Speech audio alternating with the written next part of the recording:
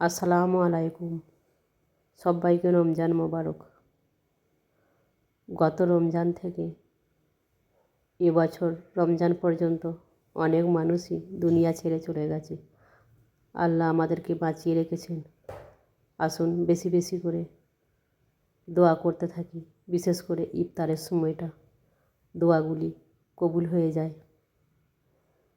তো আজকে দোয়ার মাধ্যমে দ্বিতীয় ইফতার করলাম।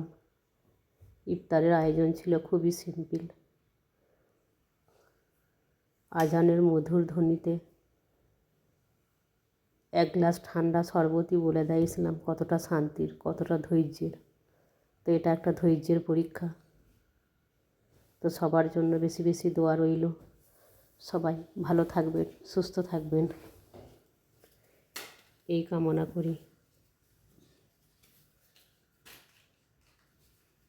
সবাই সবার জন্য এই সময় বেশি বেশি একটু দোয়া আর শুভকামনা করি, কেননা আল্লাহ আমাদেরকে সুযোগ দিয়েছে ইফতারে বসে দোয়া করার মুহূর্তগুলো। আসসালামু আলাইকুম। সবাই ভালো থাকবেন।